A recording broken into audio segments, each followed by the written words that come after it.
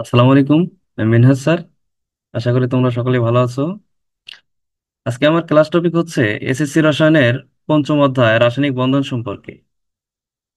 চলো তাহলে শুরু করি আজকের ক্লাসটি। আজকের ক্লাসের প্রথম টপিকটা হচ্ছে যোজ্যতা ইলেকট্রন সম্পর্কে। অর্থাৎ কোনো মৌলের ইলেকট্রন বিন্যাসের সর্বশেষ কক্ষপথে যে ইলেকট্রন বা ইলেকট্রন সমূহ থাকে তার সংখ্যাকে যোজ্যতা ইলেকট্রন সংখ্যা বলা হয়।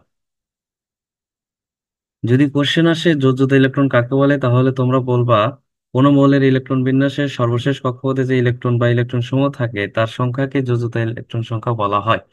উদাহরণস্বরূপ, পটাশিয়াম ও অক্সিজেনের ইলেকট্রন বিন্যাসের সর্বশেষ কক্ষপথে একটি ও ছয়টি করে ইলেকট্রন বিদ্যমান। সুতরাং পটাশিয়ামের যোজ্যতা ইলেকট্রন একটি এবং অক্সিজেনের যোজ্যতা ইলেকট্রন ছয়টি।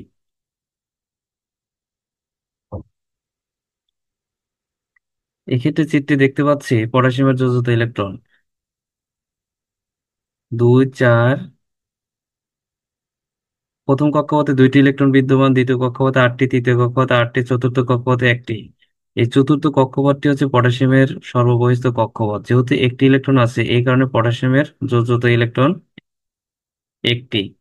আবার অক্সিজেনের চিত্রে কেটে যদি খেয়াল করি, অক্সিজেনের প্রথম শক্তি স্তরে দুইটি ইলেকট্রন বিদ্যমান, দ্বিতীয় শক্তি স্তরে ছয়টি ইলেকট্রন বিদ্যমান। অক্সিজেনের ক্ষেত্রে দ্বিতীয় শক্তি স্তরটাই সর্ববহিস্থ শক্তি স্তর। যেহেতু সর্ববহিস্থ শক্তি স্তরে ছয়টি ইলেকট্রন আছে, এই কারণে অক্সিজেনের যোজ্যতা ইলেকট্রন ছয়টি। প্রিয় শিক্ষার্থীরা, তোমরা যারা সামনে এসএসসি দিবা, তোমরা অবশ্যই বাকি 1 থেকে 30 পর্যন্ত মৌলগুলোর যোজ্যতা ইলেকট্রন সংখ্যা বের করার চেষ্টা করবা। যেমন নাইট্রোজেনের পারমাণবিক সংখ্যা কত ছিল? 7। এই ক্ষেত্রে সর্ববহিস্থ কক্ষপথের ইলেকট্রন হচ্ছে তোমার 5টি, যে কারণে তার যোজ্যতা ইলেকট্রন 5টি। আবার ক্যালসিয়ামের ক্ষেত্রে যদি দেখো, এর পারমাণবিক সংখ্যা 20টি, ইলেকট্রন বিন্যাস করলে সর্ববহিস্থ কক্ষপথে ইলেকট্রন সংখ্যা তারা হচ্ছে 2টি। এই কারণে ক্যালসিয়ামের ইলেকট্রন যোজ্যতা ইলেকট্রন হচ্ছে 2টি। এইভাবে প্রতিটা মৌলের যোজ্যতা ইলেকট্রন দেখতে হবে। আবার যদি বলি নাইট্রোজেনের ক্ষেত্রে,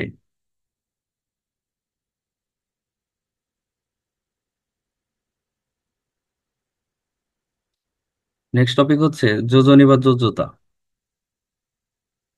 অণু গঠনকালে কোনো মৌলের একটি পরমাণুর সাথে অপর একটি মৌলের পরমাণু যুক্ত হওয়ার ক্ষমতাকে যোজনী বা যোজ্যতা বলা হয়। অর্থাৎ সাধারণত সবসময় হাইড্রোজেনের যোজনী এক ধরা হয়। কোনো মৌলের একটি পরমাণু যতগুলো হাইড্রোজেন পরমাণু বা ক্লোরিন পরমাণুর সাথে যুক্ত হতে পারে সেই সংখ্যা হলো ওই মৌলের যোজনী বা যোজ্যতা। এই ক্ষেত্রে দেখো, হাইড্রোজেনের একটি পরমাণু ক্লোরিনের একটি পরমাণুর সাথে যুক্ত হয়ে হাইড্রোক্লোরাইড অণু গঠন করে, তাই ক্লোরিনের যোজনী এক। আবার অক্সিজেনের একটি পরমাণু হাইড্রোজেনের দুইটি পরমাণুর সাথে যুক্ত হয়ে পানি তৈরি করে, এজন্য অক্সিজেনের যোজনী 2। একটি সোডিয়াম পরমাণু একটি ক্লোরিন পরমাণুর সাথে যুক্ত করে সোডিয়াম ক্লোরাইড গঠন করে, সুতরাং সোডিয়াম ক্লোরাইড সোডিয়ামের যোজনী 1। এভাবে আরো যদি লক্ষ্য করি, একটি পরমাণুর সাথে যতটি অক্সিজেন পরমাণু যুক্ত হয় তার সেই সংখ্যার দ্বিগুণ করলে ওই পরিমাণ যোজনী বা যোজ্যতা হয়। যেমন ক্যালসিয়ামের একটি পরমাণু একটি অক্সিজেন একটি পরমাণুর সাথে যুক্ত হয়ে ক্যালসিয়াম অক্সাইড তৈরি করে। এখানে অক্সিজেনের পরমাণুর সাথে এক, এই সংখ্যাকে 2 দ্বারা গুণ করলে হয় 2। কাজেই ক্যালসিয়ামেরও যোজনী 2। এইভাবে প্রত্যেকটা মৌলের যোজনী তোমরা শিখবা। আবার যদি দেখি আয়রনের পরিবর্তনশীল যোজনী হচ্ছে 2 বা 3। এখন কোশ্চেন আসে পরিবর্তনশীল যোজনী কাকে বলে। অর্থাৎ কোনো মৌলের একাধিক যোজনী থাকলে সেই মৌলের যোজনীকেই পরিবর্তনশীল যোজনী বলে। যেমন আয়রনের যোজনী 2ও হতে পারে, 3ও হতে পারে। এখন আমরা শিখবো সুপ্ত যোজনী কি। কোন মৌলের সর্বোচ্চ যোজনী এবং সক্রিয় যোজনীর পার্থক্যকে ওই মৌলের সুপ্ত যোজনী বলা হয়। এই ক্ষেত্রে আমি যদি উদাহরণস্বরূপ বলি, ফেরিক ক্লোরাইডের সুপ্ত যোজনী কত? ফেরিক ক্লোরাইড যৌগের আয়রনের সক্রিয় যোজনী হচ্ছে 2, কিন্তু আয়রনের সর্বোচ্চ যোজনী 3। তাহলে এর পার্থক্য হচ্ছে 1। সুতরাং ফেরিক ক্লোরাইডের আয়রনের সুপ্ত যোজনী হচ্ছে 1। সুপ্ত যোজনী আমরা বললাম যে কোন একটা মৌলের সর্বোচ্চ যোজনী এবং সক্রিয় যোজনীর পার্থক্যটা, সেটা হচ্ছে সুপ্ত যোজনী। আবার যদি ফেরাস ক্লোরাইডের ক্ষেত্রে চিন্তা করি, এই ক্ষেত্রে সুপ্ত যোজনী 0, কারণ এখানে আয়রনের সক্রিয় যোজনী হচ্ছে 3 এবং আয়রনের সর্বোচ্চ যোজনীও 3। তাহলে পার্থক্য করলে 0 হয়। এভাবে প্রত্যেকটা যৌগের ক্ষেত্রে সুপ্ত যোজনী বের করা শিখবা। প্রিয় শিক্ষার্থীরা, তোমরা যারা আমার ক্লাসে নিয়মিত, তারা অবশ্যই আমার কথাগুলো ফলো করবে। পর্যায় সারণীর 1 থেকে 30 পর্যন্ত মৌলগুলোর প্রত্যেকটির যোজনী সংখ্যা মুখস্থ রাখবে। তোমাদের এমসিকিউ আসতে পারে যে ম্যাগনেসিয়াম ক্লোরাইডের ম্যাগনেসিয়ামের যোজনী কত? 2। এইভাবে প্রত্যেকটাই তোমরা শিখবা। এখন আমরা শিখবো যৌগমূলক ও তাদের যোজনী। একাধিক মৌলের কতিপয় পরমাণু বা আয়ন পরস্পরের সাথে মিলিত হয়ে ধনাত্মক ও ঋণাত্মক আধান বিশিষ্ট একটি পরমাণু গুচ্ছ তৈরি করে এবং এটি একটি মৌলের আয়নের ন্যায় আচরণ করে। এই ধরনের পরমাণু গুচ্ছকে যৌগমূলক বলা হয়। এগুলো সাধারণত আয়ন আকারে থাকে। যত আয়ন থাকবে তার আধান, যত আধান থাকবে ততই তার যোজনী। এই ক্ষেত্রে অ্যামোনিয়াম আয়ন, অ্যামোনিয়াম আয়নের আধান সংখ্যা +1, এর যোজনী +1। কার্বনেটের আধান হচ্ছে -2, যোজনী হচ্ছে 2। এইভাবে প্রত্যেকটা তোমরা শিখবা। এখন আমরা শিখবো হচ্ছে যৌগের রাসায়নিক সংকেত সম্পর্কে, অর্থাৎ কোনো একটা মৌলের যৌগের বা যৌগমূলকের প্রতীক বা সংকেত ও তাদের সংখ্যার মাধ্যমে কোনো যৌগের অণুকে প্রকাশ করাই হলো যৌগের রাসায়নিক সংকেত। রাসায়নিক সংকেত লেখার কিছু নিয়ম আছে, তোমরা এগুলো পড়ে নিবে। নেক্সট টপিক হচ্ছে আণবিক সংকেত ও গাঠনিক সংকেত। কোন একটা মৌল বা যৌগের অণুতে যে যে ধরনের মৌল পরমাণু থাকে তাদের প্রতীক এবং যে মৌলের পরমাণু যতটি থাকে সেই সকল সংখ্যা দিয়ে প্রকাশিত সংকেতকে আণবিক সংকেত বা রাসায়নিক সংকেত বলা হয়। তাহলে প্রিয় শিক্ষার্থীরা, কোশ্চেন আসতে পারে আণবিক সংকেত বা রাসায়নিক সংকেত কাকে বলে। অর্থাৎ একটি অণুতে মৌলের পরমাণুগুলো যেভাবে সাজানো থাকে প্রত্যেক প্রতীক ও বন্ধনের মাধ্যমে তা প্রকাশ করাকে গাঠনিক সংকেত বলা হয়। যেমন 3টি কার্বন পরমাণু যখন 8টি হাইড্রোজেন পরমাণুর সাথে যুক্ত হয় তখন প্রোপেন তৈরি করে। প্রোপেন মূলত অ্যালকেন। অ্যালকেনের সাধারণ সংকেত হচ্ছে CnH10+2। অর্থাৎ এন হচ্ছে কার্বন সংখ্যা। সেই ক্ষেত্রে দেখা যাচ্ছে এটা অ্যালকেন গুলো প্রোপেন, 3 কার্বন আছে এই কারণে প্রোপেন। প্রোপেনে আমরা যৌগের নামকরণ শিখবো পরবর্তী অধ্যায়ে। প্রোপেনে এর আণবিক সংকেত যদি আমরা লিখি তাহলে এরকম দাঁড়াবে। অর্থাৎ 3টা কার্বন 3টা সমযোজী বন্ধনে যুক্ত হবে এবং 8টা হাইড্রোজেন কার্বনের সাথে যুক্ত হবে, সমযোজী বন্ধনের মাধ্যমে যুক্ত হয়ে যৌগ গঠন করবে। অনুরূপভাবে অটার, মিথেন এইভাবে তৈরি করবে। অর্থাৎ অটারের ক্ষেত্রে একটি অক্সিজেনের সাথে 2টা হাইড্রোজেন সমযোজী বন্ধনের মধ্যে যুক্ত হয়ে অটার অণু গঠন করবে। মিথেনের ক্ষেত্রে একটি কার্বনের সাথে 4টি হাইড্রোজেন যুক্ত হয়ে মিথেন অণু গঠন করবে। প্রিয় শিক্ষার্থীরা, তোমাদের এইচএসসি পরীক্ষার জন্য সবচেয়ে গুরুত্বপূর্ণ একটি টপিক হচ্ছে অষ্টক ও দুইয়ের নিয়ম। বোর্ড পরীক্ষা দেখা যায় প্রতিবারই আসে। তাই চলো শুরু করি অষ্টক নিয়ম সম্পর্কে কি কি শেখা যায় এখান থেকে দেখি। প্রতিটি মৌলই তার সর্বশেষ শক্তিস্তরে নিষ্ক্রিয় গ্যাসের ইলেকট্রন বিন্যাসের প্রবণতা দেখায়। হিলিয়াম ছাড়া সকল নিষ্ক্রিয় গ্যাসের ইলেকট্রন বিন্যাসের সর্বশেষ শক্তিস্তরে 8টি করে ইলেকট্রন বিদ্যমান। অণু গঠনকালে কোনো মৌল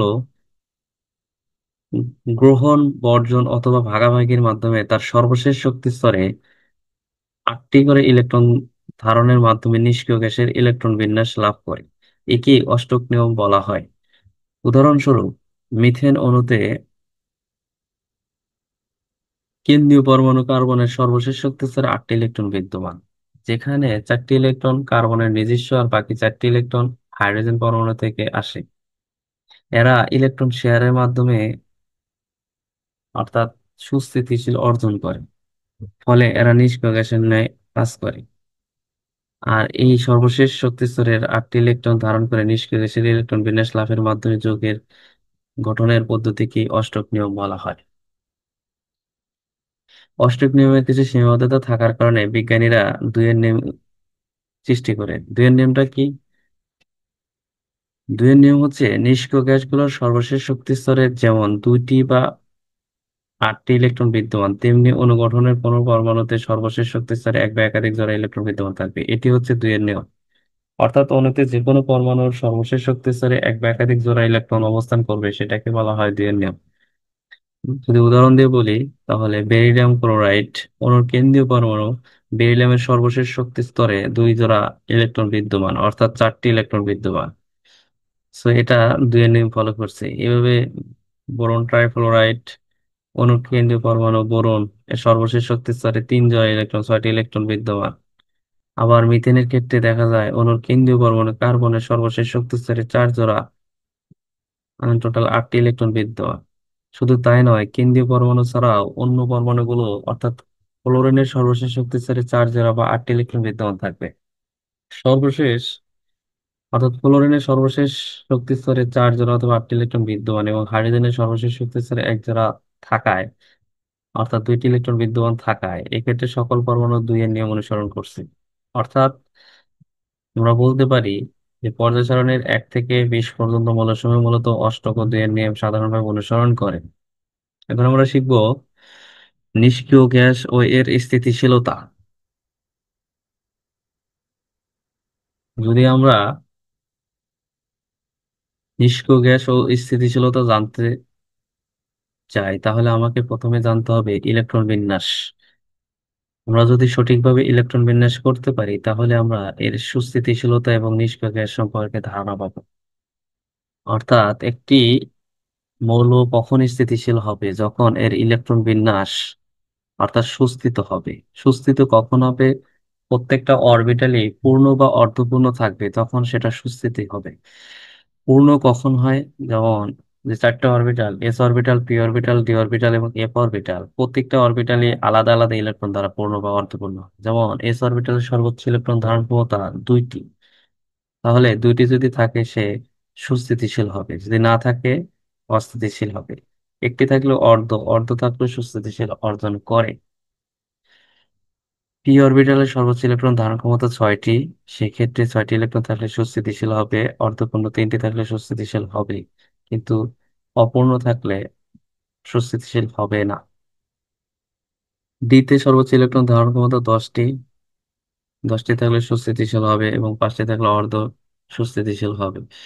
এবং এফ অরবিটাল সর্বোচ্চ ইলেকট্রন ধারণ ক্ষমতা 14টি, 14টি ইলেকট্রন যদি থাকে তাহলে সুস্থিতিশীল হবে। তাহলে সেক্ষেত্রে আমরা যদি লক্ষ্য করি, হিলিয়ামের পারমাণবিক সংখ্যা 2, এর ইলেকট্রন বিন্যাস হচ্ছে 1s2।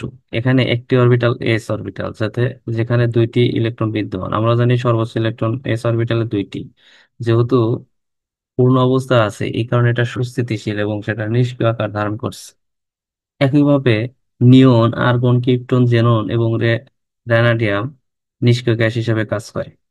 অর্থাৎ নিষ্ক্রিয় গ্যাস তখনই হয় যখন শক্তি স্তরটা পূর্ণ অবস্থায় থাকে, ফলে ইলেকট্রন বিন্যাসটাও সুস্থিতিশীল হয়। অর্থাৎ কোনো মৌলের সর্বশেষ শক্তি স্তরে 8টি করে ইলেকট্রন থাকলে তারা সর্বাধিক সুস্থিতিশীল অর্জন করে। সর্বশেষ শক্তি স্তরে 2টি থাকলে তাকে দ্বিত্ব বলে, আর 8টি ইলেকট্রন থাকলে তাকে অষ্টক বলে। সর্বশেষ শক্তি স্তরে দ্বিত্ব ও অষ্টক পূর্ণ থাকার কারণে নিষ্ক্রিয় গ্যাসগুলো অধিকতর স্থিতিশীল হয়। আশা করি বুঝতে পারছো টপিকটি। নেক্সট টপিক হচ্ছে রাসায়নিক বন্ধন ও রাসায়নিক বন্ধন গঠনের কারণ। অর্থাৎ কিভাবে রাসায়নিক বন্ধন হয় এবং রাসায়নিক বন্ধনের কারণটা কি। অর্থাৎ আমরা কোনো মৌল যদি কোনো অণু যখন গঠন করে তখন আসলে কি ঘটে, অর্থাৎ আকর্ষণ বল কাজ করে। এই আকর্ষণ বলের কারণেই একটা বন্ধনের সৃষ্টি হয়, এই বন্ধনটা হচ্ছে রাসায়নিক বন্ধন। যেমন হাইড্রোজেন অণুতে দুইটি হাইড্রোজেন পরমাণুর মধ্যে এক ধরনের আকর্ষণ বল কাজ করে, আবার দ্বিতীয় ক্ষেত্রে হাইড্রোজেন ক্লোরাইড অণুতে হাইড্রোজেন ও ক্লোরিন পরমাণুর মধ্যে এক ধরনের আকর্ষণ বল কাজ করে। এই ধরনের আকর্ষণ বলই হচ্ছে রাসায়নিক বন্ধন। অর্থাৎ অণুতে পরমাণু সমূহ যে আকর্ষণ বলের মাধ্যমে একে অপরের সাথে যুক্ত থাকে তাকে রাসায়নিক বন্ধন বলা হয়। প্রিয় শিক্ষার্থীরা, এখান থেকে কোশ্চেন আসে রাসায়নিক বন্ধন কাকে বলে, তাহলে তোমরা বলবে অণুতে পরমাণু সমূহের যে আকর্ষণ মাধ্যমে একে অপরের সাথে যুক্ত থাকে তাকে রাসায়নিক বন্ধন বলা হয়। আর এই রাসায়নিক বন্ধন গঠনের মূল কারণ হচ্ছে পরমাণুগুলোর সর্বশেষ শক্তি স্তরের ইলেকট্রনগুলো নিষ্ক্রিয় গ্যাসের স্থিতিশীল ইলেকট্রন বিন্যাস। লাভের প্রবণতা দেখায়, এই কারণে রাসায়নিক বন্ধন গঠন করে। তো প্রিয় শিক্ষার্থীরা, বুঝতে পারলে এখান থেকে কোশ্চেন আসতে পারে রাসায়নিক বন্ধন কাকে বলে এবং রাসায়নিক বন্ধন গঠনের কারণ কি। তাহলে বলবা রাসায়নিক বন্ধন হচ্ছে অণুতে পরমাণুর সময় যে আকর্ষণ মাধ্যমে একে অপরের সাথে যুক্ত থাকে তাকে রাসায়নিক বন্ধন। আর রাসায়নিক বন্ধনের কারণটা হচ্ছে পরমাণুগুলো সর্বশেষ শক্তিস্তরে ইলেকট্রন বিন্যাস এর যে নিষ্ক্রিয় গ্যাসের সুস্থিতিশীল ইলেকট্রন বিন্যাস থাকে, লাভের প্রবণতা থাকে, এই কারণেই রাসায়নিক বন্ধন গঠন হয়। আশা করি বুঝতে পারছো। নেক্সট টপিক হচ্ছে ক্যাটায়ন ও অ্যানায়ন। ক্যাটায়ন জিনিসটা হচ্ছে ধনাত্মক আধান বা পজিটিভ চার্জ বিশিষ্ট আয়ন। এটা হচ্ছে ক্যাটায়ন, যেমন লিথিয়াম পরমাণু তার সর্বশেষ শক্তি স্তরে একটি ইলেকট্রন ছেড়ে দিয়ে নিষ্ক্রিয় গ্যাস হিলিয়ামের ইলেকট্রন বিন্যাস অর্জনের মাধ্যমে লিথিয়াম ক্যাটায়ন তৈরি করে। অনুরূপভাবে সোডিয়াম পরমাণু তার সর্বশেষ শক্তি স্তরে একটি ইলেকট্রন ত্যাগ করে নিষ্ক্রিয় গ্যাস নিয়নের ইলেকট্রন বিন্যাস লাভের মাধ্যমে সোডিয়াম ক্যাটায়ন ত্যাগ করে আয়ন তৈরি করে। আমরা চিত্রে দেখতে পাচ্ছি লিথিয়ামের প্রথম শক্তি স্তরে দুইটি ইলেকট্রন, দ্বিতীয় শক্তি স্তরে একটি ইলেকট্রন, টোটাল তিনটি সর্ববহিস্থ কক্ষপথে একটি ইলেকট্রন বিদ্যমান।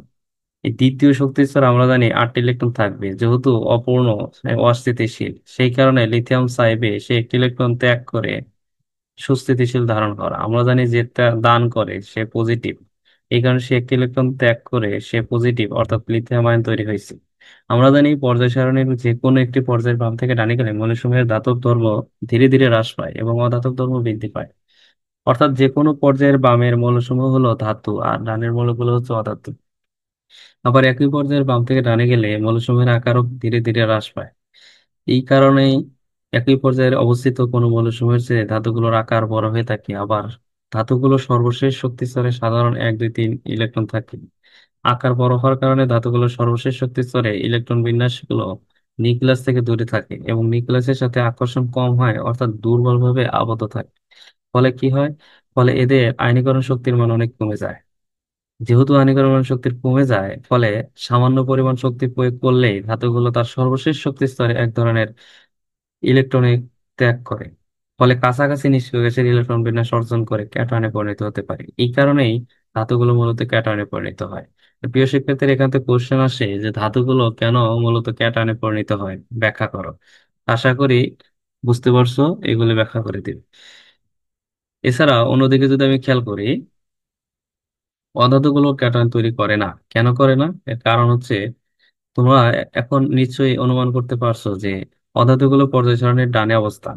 ফলে এদের কি হয়, সর্বশেষ শক্তি স্তরে সাধারণত 5 6 বা 7টি ইলেকট্রন বিদ্যমান থাকে। এদের আকার দুই পর্যায়ে ধাতু সমূহের চেয়ে অনেক ছোট হয়।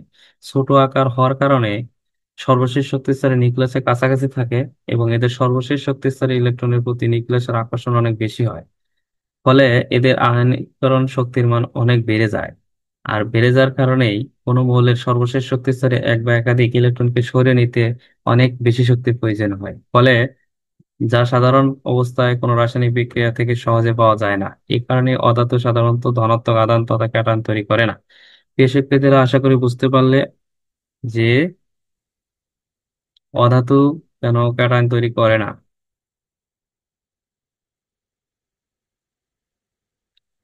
এছাড়াও অধাতুগুলো তার সর্বশেষ শক্তি স্তরে ইলেকট্রনগুলো কোনো পরিবর্তন ঘটে না, এর কারণটা কি? কোশ্চেন আসতে পারে। এর কারণ হচ্ছে, যেহেতু তোমরা দেখেছো যে এদের সর্বশেষ শক্তি স্তরে অষ্টক অপেক্ষা সাধারণ 1 2 3 ইলেকট্রন কম থাকে, সেহেতু এরা সর্বশেষ শক্তি স্তরে অষ্টক অপেক্ষা সাধারণ 1 2 কিংবা 3টি ইলেকট্রন কম থাকে, সেহেতু এরা সেই সংখ্যক ইলেকট্রন গ্রহণ করে সহজে নিষ্ক্রিয় গ্যাসে স্থিতিশীল ইলেকট্রন বিন্যাস লাভ করে। অন্যভাবে যদি আমি বলি, তাহলে সেটা হচ্ছে যে এদের ইলেকট্রন আসক্তির মান খুব বেশি। যার ইলেকট্রন আসক্তির মান খুব বেশি, সে কি করবে? ইলেকট্রন গ্রহণ করবে। ফলে এদের নিউক্লিয়াস অবস্থিত ধনাত্মক প্রোটন সংখ্যার চেয়ে ঋণাত্মক আধান বিশিষ্ট ইলেকট্রনের সংখ্যা বেশি হয়। ফলে সামগ্রিকভাবে অধাতব পরমাণু সমূহ ঋণাত্মক আধান বিশিষ্ট হয়। এভাবেই ঋণাত্মক আধান বিশিষ্ট অধাতব পরমাণুকে অ্যানায়ন বলে। যেমন ক্লোরিন পরমাণুর একটি ইলেকট্রন গ্রহণ করে নিষ্ক্রিয় গ্যাস আর্গনের ইলেকট্রন বিন্যাস লাভের মাধ্যমে ক্লোরাইড আয়ন তৈরি করে। অর্থাৎ ক্লোরিন কেন সে একটি ইলেকট্রন গ্রহণ করে, এর কারণ দেখো, এটা হচ্ছে ক্লোরিন বলো, ক্লোরিনের প্রথম কক্ষপথে 2টি ইলেকট্রন, দ্বিতীয় কক্ষপথে 8টি, তৃতীয় কক্ষপথে 7টি। আমরা জানি প্রত্যেকটা কক্ষপথে সে সুস্থিতি থাকতে হয়। সুস্থিতি থাকতে চাইলে তার ইলেকট্রন দ্বারা পূর্ণ থাকতে হয়। এখানে 8টি ইলেকট্রন হইলে পূর্ণ হইতো, যেহেতু একটি ইলেকট্রন ঘাটতি আছে, তাই সুস্থিত থাকার জন্য সে অন্যের কাছ থেকে একটি ইলেকট্রন গ্রহণ করবে। গ্রহণ করে সে ঋণাত্মক হয়ে যাবে। এই কারণে ক্লোরাইড আয়ন তৈরি করে। এখন আমরা শিখবো আয়নিক বন্ধন বা তড়িৎযোজী বন্ধন। বোর্ড পরীক্ষার জন্য খুবই গুরুত্বপূর্ণ একটি টপিক, যে আয়নিক বন্ধন বা তড়িৎযোজী বন্ধন কাকে বলে, এর কাজ কি। অর্থাৎ সৃষ্ট বিপরীত আধানের ক্যাটায়ন বা অ্যানায়নের মধ্যে স্থির বৈদ্যুতিক আকর্ষণ বল বা ইলেকট্রোস্ট্যাটিক বল কাজ করে। এই ইলেকট্রোস্ট্যাটিক বল বা কুলম্ব আকর্ষণ বলের ফলে তারা একে অপরের সাথে যুক্ত থাকে। আর এই যুক্ত থাকার কারণে যে আকর্ষণ উম, হয়, ফলে ক্যাটায়ন ও অ্যানায়ন পরস্পরের সাথে যুক্ত থাকে, সেটাই হচ্ছে তোমার আয়নিক বা তড়িৎযোজী বন্ধন। যদি এক কথায় বলতে যাই, যে ধাতব ও অধাতব পরমাণুর রাসায়নিক সংযোগের সময় ধাতব পরমাণু তার সর্বশেষ শক্তি স্তরের এক বা একাধিক ইলেকট্রনকে অধাতব পরমাণুর সর্বশেষ শক্তি স্তরের স্থানান্তর করে ধনাত্মক ঋণাত্মক আয়নের সৃষ্টির মাধ্যমে যে বন্ধন গঠিত হয় তাকে আয়নিক বা তড়িৎযোজী বন্ধন বলা হয়। অর্থাৎ যে যৌগের আয়নিক বন্ধন থাকে তাকে আয়নিক যৌগ বলা হয়। উদাহরণ দিয়ে যদি বলি, যেমন সোডিয়াম। সোডিয়াম পরমাণু তার সর্বশেষ শক্তি স্তরে একটি ইলেকট্রন ত্যাগ করে নিষ্ক্রিয় গ্যাসে এর মতোই ইলেকট্রন বিন্যাস অর্জন করে। অর্থাৎ সর্বশেষ শক্তি স্তরে 8টি ইলেকট্রন গঠনে করে সোডিয়াম প্লাস ক্যাটায়নে পরিণত হয়। অপর ক্লোরিন পরমাণু তার সর্বশেষ শক্তি স্তরে সোডিয়ামের ত্যাগকৃত ইলেকট্রন গ্রহণ করে নিষ্ক্রিয় গ্যাসের মতো ইলেকট্রন বিন্যাস অর্জন করে। সর্বশেষ শক্তি স্তরে 8টি ইলেকট্রন গ্রহণ করে ক্লোরিনে পরিণত হয়। এভাবে সৃষ্ট ধনাত্মক আধান ও ঋণাত্মক আধান ক্লোরিন পরস্পরের সাথে স্থির বৈদ্যুতিক আকর্ষণ আবদ্ধ হয়। এই কারণেই আকর্ষণ বলে আয়নিক বন্ধন গঠন করে, এবং সেই যৌগটা হচ্ছে সোডিয়াম ক্লোরাইড।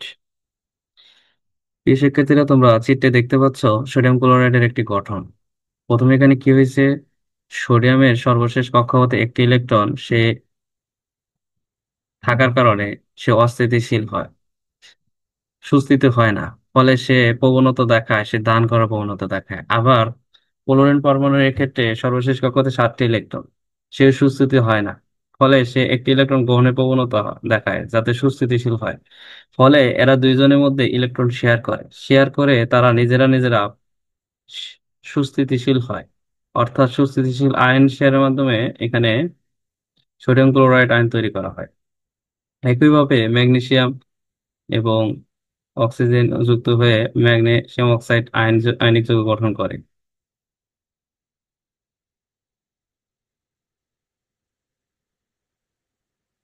প্রিয় শিক্ষার্থীরা, তোমরা এই টপিকটা খুবই ভালো করে পড়বে।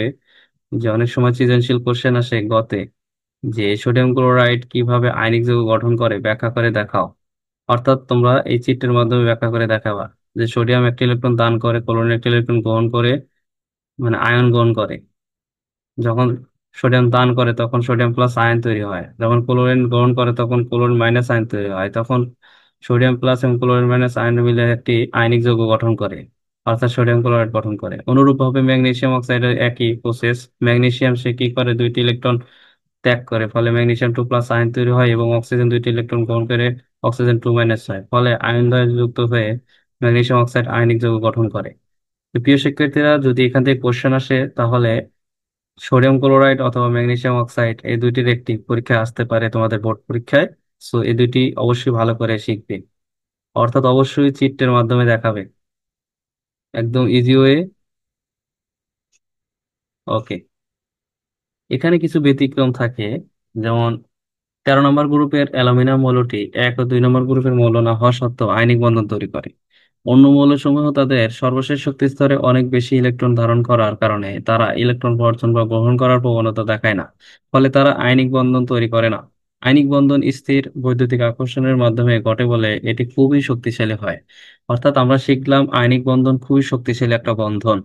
এখন আমরা শিখবো হচ্ছে সমযোজী বন্ধন। প্রিয় শিক্ষার্থীরা, এই টপিকটিও বোর্ড পরীক্ষার জন্য খুবই গুরুত্বপূর্ণ, সো অবশ্যই মনোযোগ সহকারে শিখো। সমযোজী বন্ধনে মূলত ঘটে হচ্ছে ইলেকট্রনের ভাগাভাগি বা ইলেকট্রন শেয়ারিং। অর্থাৎ ইলেকট্রন শেয়ারের মাধ্যমে সমযোজী বন্ধনটা ঘটে। যখন দুটি অধাতব পরমাণুর রাসায়নিক সংযোগের সময় অধাতব পরমাণু দ্বয় তাদের সর্বশেষ শক্তি স্তরে এক বা একাধিক একটি ইলেকট্রনকে সরবরাহ করে এক জোড়া ইলেকট্রন তৈরি করে। এরপর এই এক এক জোড়া ইলেকট্রন উভয় পরমাণু শেয়ারের মাধ্যমে যে বন্ধন গঠিত হয় তাকে সমযোজী বন্ধন বলে। আর এই যে যৌগ গঠন করে, সমযোজী বন্ধন থাকে যৌগে, তাকে সমযোজী যৌগ বলা হয়। প্রতিটি সমযোজী বন্ধনে দুটি ইলেকট্রন অংশগ্রহণ করে, আর সমযোজী বন্ধনকে একটি রেখার দ্বারা মাধ্যমে প্রকাশ করা হয়, এবং ইলেকট্রন সমূহকে ডট চিহ্ন বা ক্রস চিহ্ন দ্বারা প্রকাশ করা হয়। এক্ষেত্রে যদি আমি খেয়াল করি, ধরো ক্লোরিন অণু যদি নাও, দুইটা ক্লোরিন অর্থাৎ সমযোজী বন্ধনের মাধ্যমে যুক্ত হয়। অনুরূপভাবে hydrogen, oxygen, nitrogen, sulphur, iodine, fluorine এই অণুগুলো প্রত্যেকটাই সমযোজী বন্ধনের মাধ্যমে আবদ্ধ। অর্থাৎ হাইড্রোজেন অণুতে কিভাবে সমযোজী বন্ধন তৈরি হয়? হাইড্রোজেন অণুতে, এখানে খেয়াল করো, হাইড্রোজেনের পারমাণবিক সংখ্যা কত? এক। তার এর ইলেকট্রন বিন্যাস একটি, অর্থাৎ সে একটি ইলেকট্রন। আবার আরেকটা হাইড্রোজেন কত? একটি ইলেকট্রন। একটি ইলেকট্রন থাকার কারণে তারা সুস্থিত হয় না, ফলে কি হয়, অন্য একটি ইলেকট্রন গ্রহণের প্রবণতা থাকে। অর্থাৎ দুইটা হাইড্রোজেন যখন একত্রিত হয় তখন তারা নিজেদের ভিতর ইলেকট্রন শেয়ার করে। শেয়ার করে কি হয়, তার একটা ইলেকট্রন তার একটা ইলেকট্রন মিলে দুইটি ইলেকট্রন হয়, ফলে সুস্থিত ধারণ করে, অর্থাৎ হাইড্রোজেন অণু গঠন করে। একইভাবে অক্সিজেন অণু সমযোজী বন্ধন তৈরি করে। এখানে প্রিয় শিক্ষার্থীরা, এখান থেকে সৃজনশীল আসতে পারে যে অক্সিজেন অণুতে সমযোজী বন্ধন কিভাবে গঠন করে চিত্র সহ ব্যাখ্যা করো। তাহলে তোমরা এইভাবেই করবে। প্রথমে এর ইলেকট্রন বিন্যাস দেখাবে, যেমন যেহেতু অক্সিজেনের পারমাণবিক সংখ্যা 8, তার ইলেকট্রন বিন্যাস হচ্ছে 1:2:2 2p6। এই ক্ষেত্রে খেয়াল করো, সর্বশেষ কক্ষপথে অর্থাৎ দ্বিতীয় কক্ষপথে 6টি ইলেকট্রন রয়েছে, তাহলে তার সর্বশেষ কক্ষপথে ইলেকট্রন কতটি? 6টি। তার প্রবণতা থাকে দুইটি ইলেকট্রন গ্রহণ করা, কারণ অষ্টক পূর্ণ করতে হলে আরো দুইটা প্রয়োজন। এই কারণে তার প্রবণতা থাকে দুইটা ইলেকট্রন গ্রহণ করা। এখন এই দুইটি ইলেকট্রন কই থেকে গ্রহণ করে? যখন, যেহেতু আমার অক্সিজেন অণু, মানে দুইটা অক্সিজেন আছে, তাহলে অপর একটা অক্সিজেনে কি দুইটা ইলেকট্রন গ্রহণের প্রবণতা থাকবে। ফলে কি হয়, এরা নিজেদের ভিতর ইলেকট্রন শেয়ার করে।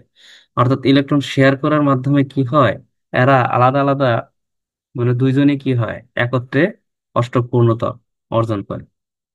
ফলে কি হয়, অর্থাৎ একটা সমযোজী বন্ধন গঠন হয়। যেহেতু আমরা ইলেকট্রন শেয়ার করছি, ইলেকট্রন শেয়ারের মধ্যে একটা বন্ধনে আবদ্ধ হয়, সে বন্ধনটাকে বলবো আমরা সমযোজী বন্ধন। অর্থাৎ এইখানে একটা অক্সিজেন পরমাণু, এখানে একটা অক্সিজেন পরমাণু, এরা এই এক জোড়া এক জোড়া অর্থাৎ ইলেকট্রন শেয়ার করছে। শেয়ার করার ফলে এরকম একটা বন্ধনে আবদ্ধ হয়েছে। এই বন্ধনটাই হচ্ছে সমযোজী বন্ধন। আর আবদ্ধ হওয়ার পর অক্সিজেন অণু গঠিত হয়েছে। দুইটা অক্সিজেন পরমাণু মিলে একটা অক্সিজেন অণু গঠিত হয়েছে। অর্থাৎ ফলে তারা সর্বশেষ ইলেকট্রন বিন্যাস অর্জন করছে এবং সর্বশেষ শক্তি স্তরে 8টি ইলেকট্রন গঠন করছে। ফলে তাদের মধ্যে অক্সিজেন ডাবল বন্ড অক্সিজেন সমযোজী বন্ধন গঠিত হয়। এক্ষেত্রে উভয় পরমাণু দুইটি করে মোট 4টি ইলেকট্রন শেয়ার করার সমযোজী বন্ধনের সংখ্যা 2, আর অক্সিজেন বলে অক্সিজেন O2। আশা করি বুঝতে পারলে। প্রিয় শিক্ষার্থীরা, একইভাবে পানি এবং অন্যান্য অণুর মধ্যে কিভাবে সমযোজী বন্ধন ঘটে সেটা তোমরা শিখবে। তোমাদের জন্য খুবই গুরুত্বপূর্ণ এই টপিকটা, সৃজনশীলের জন্য। তোমাদের যদি পানির অণু দিয়ে যদি ব্যাখ্যা করে বোঝাই, তাহলে সেটা দেখো, অক্সিজেন, পানির ক্ষেত্রে অক্সিজেন একটি এবং দুইটা হাইড্রোজেন সমন্বয়ে অণু গঠন করছে। এক্ষেত্রে খেয়াল করো যে হাইড্রোজেনের ইলেকট্রন একটি, তাহলে এক্ষেত্রে কি হবে, তার প্রবণতা দেখাবে সে আরেকটা ইলেকট্রন গ্রহণ করে সুস্থিতিশীল হওয়ার। এক্ষেত্রে হাইড্রোজেনের একটি, সেও কি করবে, সে আরেকটা ইলেকট্রন গ্রহণ করে সুস্থিতিশীল হওয়া। আবার অক্সিজেনের দুইটি ইলেকট্রন গ্রহণ করতে পারলে সে সুস্থিতিশীল হবে। ফলে কি হয়, এই অক্সিজেনটা দুইটা হাইড্রোজেনের সাথে ইলেকট্রন শেয়ার করে। অর্থাৎ এ বলে যে আমার দুইটি প্রয়োজন, তোমার একটি প্রয়োজন, তোমার একটি প্রয়োজন, তাহলে তোমার একটি, তোমার একটি, তাহলে তুমি আমাকে দাও, তুমি আমাকে দাও, তুমি আমাকে দাও। ফলে কি হয়, ফলে হাইড্রোজেন যখন অক্সিজেনের সাথে শেয়ার করে, ফলে এর একটি ইলেকট্রন, এর একটি ইলেকট্রন, তাহলে দুইটি ইলেকট্রন হয়ে একটা সমযোজী বন্ধন তৈরি করে। আবার এই হাইড্রোজেন কি করে, অক্সিজেনের সাথে, অক্সিজেনের একটি ইলেকট্রন, হাইড্রোজেনের একটি ইলেকট্রন শেয়ারের মাধ্যমে একটি সমযোজী বন্ধন তৈরি করে। ফলে এরা সুস্থিতিশীল অর্জন করে, ইলেকট্রন বিন্যাস পূর্ণতা লাভ করে। এইভাবে অর্থাৎ সমযোজী বন্ধন গঠন করে। প্রিয় শিক্ষার্থীরা, আশা করি তোমরা বুঝতে পারছো। যদি পরীক্ষায় আসে, তোমরা সুন্দর করে চিত্রের মাধ্যমে ব্যাখ্যা করে দেখাই দিবে। আশা করি বুঝছো। এখন আমরা শিখবো যে সমযোজী বন্ধন বিশিষ্ট মৌলিক পদার্থের অণুকে সমযোজী অণু বলে, আর সমযোজী বন্ধন বিশিষ্ট যৌগকে সমযোজী যৌগ বলে। কোনগুলো অণু, কোনগুলো যৌগ, এগুলো অবশ্যই দেখে নিবা। আর যদি একই জাতীয় পরমাণু সমন্বয়ে যদি অণু গঠন করে তখন সেটাকে হচ্ছে অণু। আর যদি ভিন্ন ভিন্ন যদি পরমাণু সমন্বয়ে গঠন করে তখন সেটা যৌগ। যেমন মিথেন একটি যৌগ, কিন্তু যখন বলবো নাইট্রোজেন N2, এটা হচ্ছে অণু বলবো। অনেক সমাজে যে অণু স্বাভাবিক তাপমাত্রা ও চাপে গ্যাসীয় অবস্থায় থাকে, যেমন কার্বন ডাই অক্সাইড, অ্যামোনিয়া ও অক্সিজেন, নাইট্রোজেন এবং ক্লোরিন, এরা সাধারণত গ্যাসীয় অবস্থায় থাকে। আবার তরল অবস্থায় বিরাজমান করে কিছু, যেমন পানি, অ্যালকোহল। আবার কিছু কিছু কঠিন অবস্থায় বিরাজমান করে, যেমন ন্যাপথালিন, তোমার হচ্ছে সালফার, আয়োডিন, এগুলো প্রত্যেকটাই সমযোজী বন্ধন গঠন করে। উদাহরণস্বরূপ তোমাদের আসতে পারে যে নিচের কোনটি সমযোজী বন্ধন, নিচের কোনটি আয়নিক বন্ধন। তো অবশ্যই এগুলো তোমরা একটু মাথায় রাখবে। এখন খেয়াল করো, দুটি সমযোজী অণু যখন খুবই নিকটবর্তী হয় তখন তাদের মধ্যে এক ধরনের দুর্বল আকর্ষণ বল কাজ করে। এই আকর্ষণ বলটাকে ভ্যান ডার ওয়ালস বল বলা হয়। অর্থাৎ কোশ্চেন আসতে পারে ভ্যান ডার ওয়ালস বল কাকে বলে। অর্থাৎ যখন দুটি সমযোজী অণু যখন খুবই নিকটবর্তী হয় তখন তাদের মধ্যে এক ধরনের দুর্বল আকর্ষণ বল কাজ করে, সেই আকর্ষণ বলটাকে হচ্ছে ভ্যান ডার ওয়ালস বল বলা হয়। সমযোজী অণুগুলো পরস্পরের সাথে যে দুর্বল ভ্যান ডার ওয়ালস আকর্ষণের মধ্যে যুক্ত থাকে, তাই এদেরকে বিচ্ছিন্ন করতে সামান্য শক্তির প্রয়োজন হয়, বেশি শক্তির প্রয়োজন হয় না। ফলে এদের গলনাঙ্ক স্ফুটনাঙ্ক অনেক কম হয়। আবার গ্যাসীয় সমযোজী অণুর মধ্যে ভ্যান ডার ওয়ালস আকর্ষণ বল নেই বললেই চলে, যার কারণে এদের এক এক অণু হিসাবে গ্যাসীয় অবস্থায় থাকে। কিন্তু তুমি যখন আয়নিক যৌগগুলোকে বিচ্ছিন্ন করতে চাও তখন তোমার শক্তির বেশি প্রয়োজন হয়, ফলে এদের গলনাঙ্ক স্ফুটনাঙ্ক অনেক বেশি প্রয়োজন হয়। এখন আমরা শিখবো হচ্ছে আয়নিক ও সমযোজী যৌগের বৈশিষ্ট্যগুলো কি কি। প্রত্যেকটা যৌগেরই গলনাঙ্ক, স্ফুটনাঙ্ক, দাতব্য, দ্রবণীয়তা, বিদ্যুৎ পরিবাহিতা ইত্যাদি বৈশিষ্ট্য থাকে, ধাতব ইত্যাদি বৈশিষ্ট্য থাকে। এই বৈশিষ্ট্যগুলো আমরা সমযোজী যৌগ এবং আয়নিক যৌগ দুইটির মাধ্যমে আমরা দেখব। তাহলে চলো শুরু করি। প্রথমে আসি গলনাঙ্ক ও স্ফুটনাঙ্ক।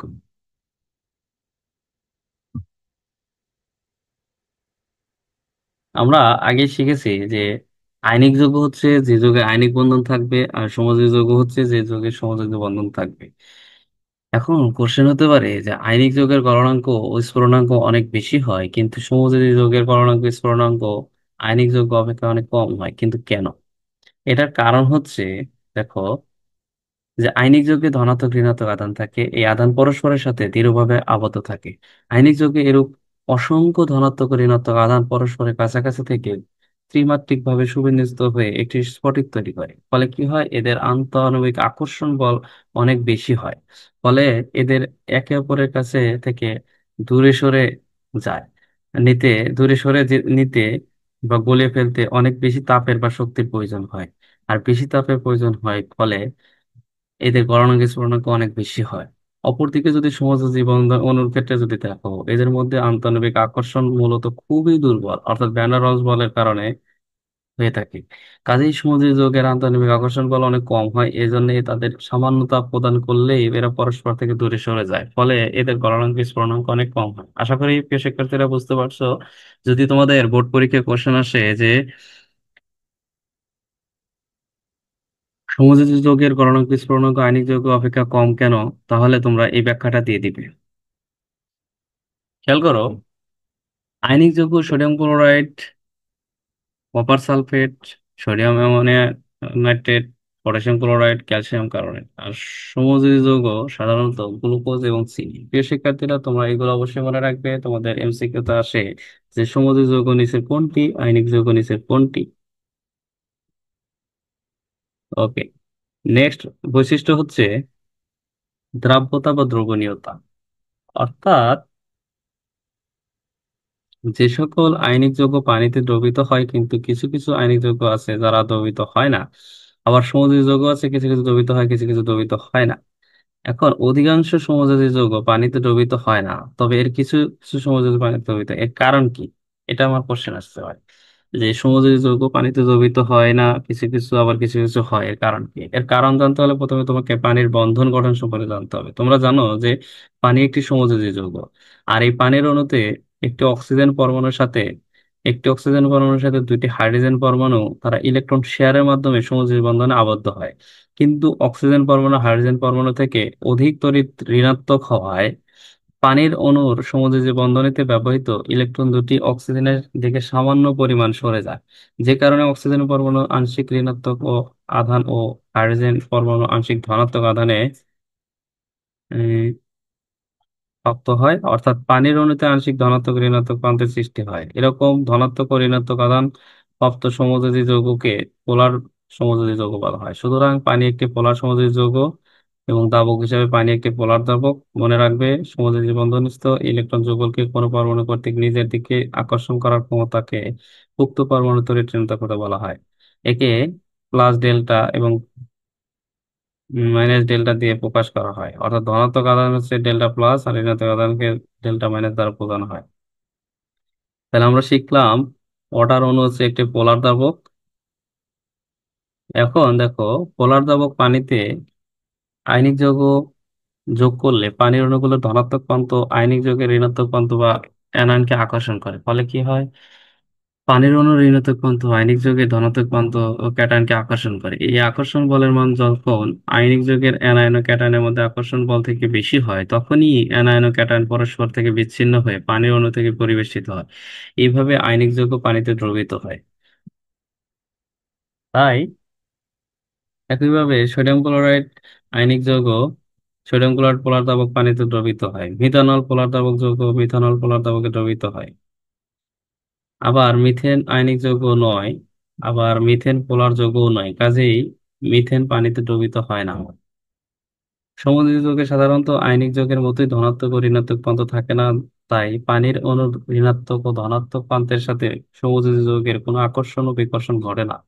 ফলস্বরূপ সমযোজী যৌগটি পানিতে আয়নিক আকারে ভেঙে যায় না, অর্থাৎ সমযোজী যৌগটি পানিতে দ্রবীভূত হয়। যেমন ইথানল পোলার যৌগ, তাই ইথানল পানিতে দ্রবীভূত হয়। অর্থাৎ তুমি যদি সামারাইজ করি তাহলে কি বুঝলে? পোলার যৌগ পোলার দ্রাবকে দ্রবীভূত হবে, অপোলার যৌগ অপোলার দ্রাবকে দ্রবীভূত হবে। আশা করি বুঝতে পারছো প্রিয় শিক্ষার্থী। নেক্সট উদাহরণ বৈশিষ্ট্য হচ্ছে বিদ্যুৎ পরিবাহিতা। অর্থাৎ রাসায়নিক যৌগ জলীয় দ্রবণে বিদ্যুৎ পরিবহন করে, কিন্তু সমযোজী যৌগ জলীয় দ্রবণে বিদ্যুৎ পরিবহন করে না। কিন্তু কেন? এর কারণ কি? এটাই তোমার পরীক্ষায় থাকবে। এর কারণটা হচ্ছে, দেখো, বিদ্যুৎ পরিবহনের জন্য প্রয়োজনীয় বিচ্ছিন্ন ধনাত্মক ও ঋণাত্মক আয়ন প্রয়োজন। খাদ্য লবণ যেমন সোডিয়াম ক্লোরাইড আয়নিত অবস্থায় যখন থাকে তখন সোডিয়াম প্লাস এবং ক্লোরিন মাইনাস।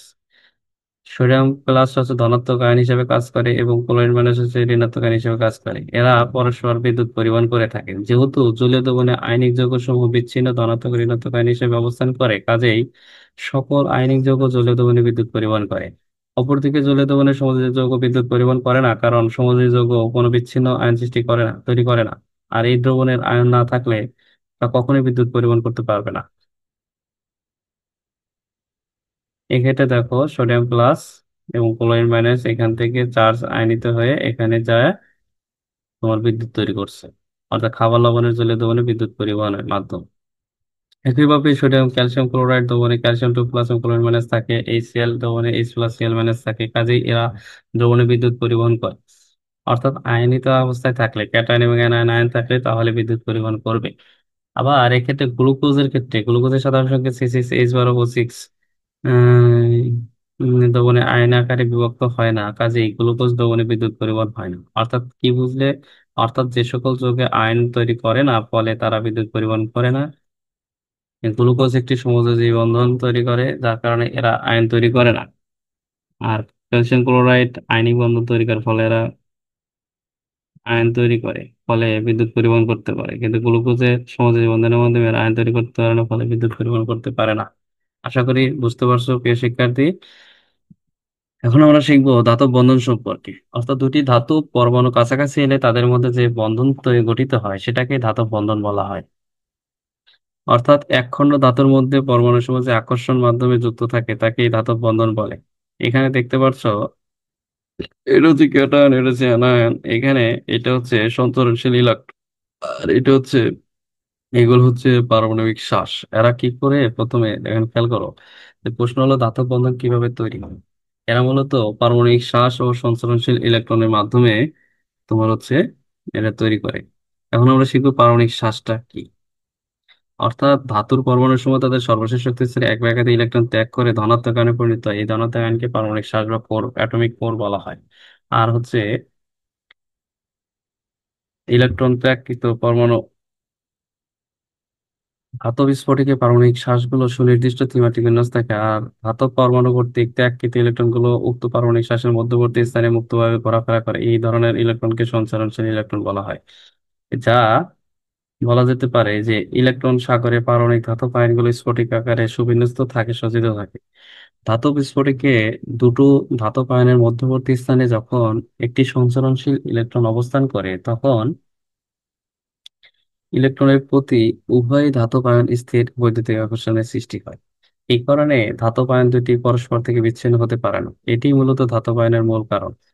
ধাতুর মধ্যে সঞ্চরণশীল এই ইলেকট্রনগুলোই তাপ ও বিদ্যুৎ পরিবহনের জন্য দায়ী। অনুরূপ ধাতুর নমনীয়তা, ঘাত সহনতা বা ধাতু উজ্জ্বলতা ইত্যাদি ধর্ম সঞ্চরণশীল ইলেকট্রনের কারণে ঘটে থাকে। আশা করি বুঝতে পারলে এই বিষয়টি। নেক্সট বিষয়টি হচ্ছে ধাতুর বিদ্যুৎ পরিবাহিতা। আমরা জানি সকল ধাতুই কি বিদ্যুৎ সুপরিবাহী। আর যারা বিদ্যুৎ সুপরিবাহী তাদের মধ্যে বিদ্যুৎ ইজিলি পরিবাহিত হতে পারে। অর্থাৎ এর একটি, ধরো একটা ব্যাটারি একটা ধনাত্মক প্রান্ত একটা ঋণাত্মক প্রান্ত যদি সংযুক্ত করি, তাহলে ইলেকট্রন গুলো ঋণাত্মক প্রান্ত থেকে ধনাত্মক প্রান্তের দিকে কি হয়, ধাবিত হয়। ইলেকট্রন গুলো ঋণাত্মক প্রান্ত থেকে ধনাত্মক প্রান্তের দিকে ধাবিত হয়। অর্থাৎ ধনাত্মক প্রান্ত থেকে ঋণাত্মক প্রান্তের সঞ্চরণশীল ইলেকট্রন প্রবাহ বিদ্যুৎ প্রবাহ সৃষ্টি করে। ফলে কি হয়, সঞ্চরণশীল ইলেকট্রন না থাকলে বিদ্যুৎ প্রবাহিত হতে পারে না। আর যদি থাকে, প্রবাহ থাকে, তাহলে বিদ্যুৎ প্রবাহ সৃষ্টি হয়। প্রিয় শিক্ষার্থীরা, তোমরা চিত্রে দেখতে পাচ্ছ বিদ্যুৎ পরিবহনের কৌশল ধাতুর ক্ষেত্রে। অর্থাৎ ঋণাত্মক আয়নটা ধনাত্মক আয়নের দিকে ধাবিত হচ্ছে, প্রবাহিত হচ্ছে। ধাতুর তাপ পরিবাহিতা। আমরা নর্মালি জানি ধাতুগুলো তাপ পরিবাহিত প্রদর্শন করে। এর কারণ হচ্ছে সঞ্চরণশীল ইলেকট্রন। অর্থাৎ সঞ্চরণশীল ইলেকট্রনের প্রবাহ হয় ধাতুগুলোর তাপ পরিবাহিতা সৃষ্টি হয়।